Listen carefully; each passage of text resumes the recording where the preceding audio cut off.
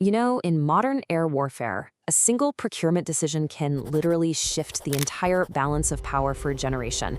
Sometimes, the biggest military shifts don't happen with a massive explosion, but with the quiet stroke of a pen on a multi-billion-dollar contract. Welcome back to Air Flight Space, where we explore aviation stories, air safety investigations, industry developments, and the lessons shaping modern flight. Today, we're looking at a truly monumental move in European aviation. It's an acquisition that has military analysts paying very, very close attention. Let's get right into the investigation and unpack exactly what just happened. On June 30th, 2026, a massive financial commitment essentially reshaped the skies over Eastern Europe. The number? $2.5 billion. That's roughly 24.6 billion Swedish kronar. This is the valuation of a brand new contract signed by Saab and Sweden's Defense Material Administration, completely securing 16 new-build Gripen E fighters for Ukraine. Now, what's genuinely fascinating here is the sheer scale of this investment. It represents a massive long-term shift in European air defense architecture. We're not talking about a temporary fix. This is a multi-billion-dollar foundation being poured for a modernized, lethal, and highly adaptable air force. But to understand why this specific jet was chosen, we really have to look at the immediate context of the airspace it's about to enter. So for the past few years, the Ukrainian Air Force has been going through this unprecedented, high-speed transformation, right in the middle of active combat. I mean, we're witnessing an Air Force transition from legacy Soviet-era equipment to Western standards practically overnight. At first, the plan seemed pretty straightforward: acquire available Western jets to maintain airspace sovereignty, and they did exactly that. They've already started integrating donated Lockheed Martin F-16s and Dassault Aviation Mirage 2005s. But this made military analysts start asking a really critical question. Why on earth would you introduce a third fighter type into an already incredibly complex logistical chain? Operating three totally different high-performance combat aircraft at the same time is frankly an absolute logistical nightmare. But investigators noticed something unusual about the strategic realities on the ground that made this addition not just logical, but strictly necessary. Keep this detail in mind because it really is the key to unlocking this whole strategy. You see, traditional air bases, with their massive fixed runways and sprawling infrastructure, they're highly vulnerable targets in modern warfare. If an adversary craters your runway, well, your F-16s and Mirages are grounded, no matter how advanced they are. This strategic vulnerability required a very specific tactical solution, known as dispersed operations. Let me break that down simply.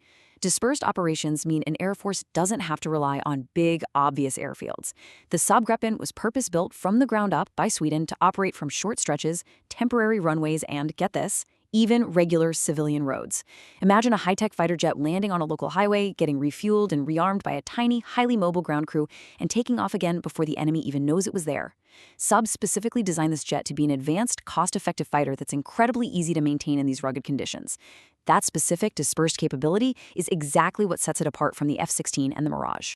Ukrainian Defense Minister Mikhailo Fyodorov hit the nail on the head when he said, "These jets will significantly boost our capabilities against drones, cruise missiles, and enemy aviation." Here's why this matters and what you should really take away from this. The Gripen can hide in plain sight.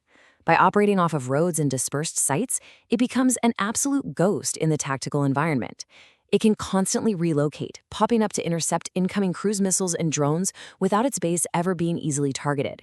It's a total game changer. But, identifying the right aircraft is only half the battle. The next mystery was, how do you actually get them into the fight quickly when brand new aircraft take years to build? Procurement of advanced fighter jets usually takes a decade of planning, but Ukraine doesn't have a decade. They desperately needed a way to bridge the gap between their immediate combat needs and their long-term procurement goals. So check out how they structured this bridge. Phase 1 involves 16 Gripen C and D jets donated straight out of the Swedish Air Force inventory as military aid, specifically included in the government's Support Package 22. These are older but highly capable jets that exist right now, ready to go. Phase 2 is that $2.5 billion contract we discussed earlier, securing 16 brand new, highly advanced Gripen E fighters. Interestingly, the new two-seat version seems to have been left out of their current planning. But by splitting the acquisition like this, Sweden gets vital airframes flying in Ukrainian skies almost immediately, while Saab's factories get to work building the next-generation E models. Let's walk through the exact timeline so you can see how this builds out sequentially. The goal is to have a final agreement in place this autumn to facilitate that Phase 1 transfer. That sets a target delivery of the 16 donated Gripen C/Ds for early 2027. Fast forward a bit to 2029, and the deliveries of the new-build Gripen S's will officially begin, with the entire $2.5 billion contract fulfilled by 2030. It's a seamlessly designed pipeline, and to ensure they're ready to hit the ground running, Defense Minister Fedorov confirmed that training is already underway. This timeline actually became a key lesson for defense analysts in how to rapidly accelerate combat readiness while simultaneously planning for the future.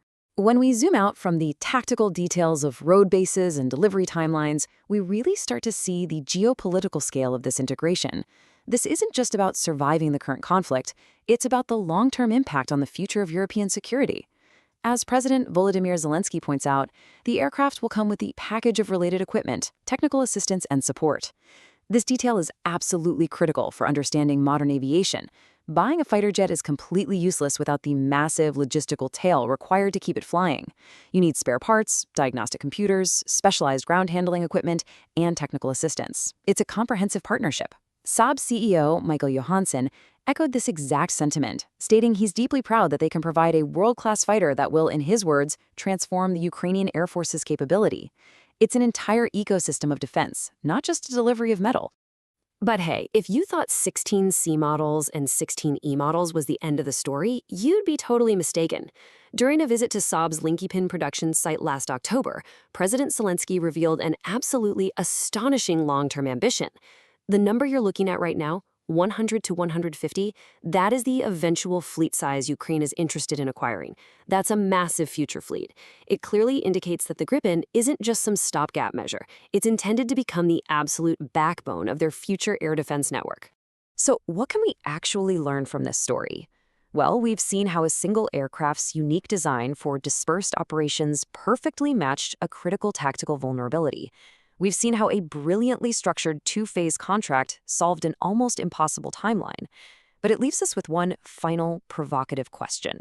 With F-16s, Mirages, and now a phased rollout of Gripens entering the fray, how will this unprecedented mixed fleet rewrite the very rules of modern air combat?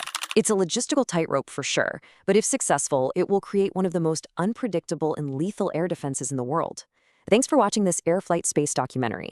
If you found this investigation informative, leave a like and subscribe for more aviation investigations and air safety documentaries.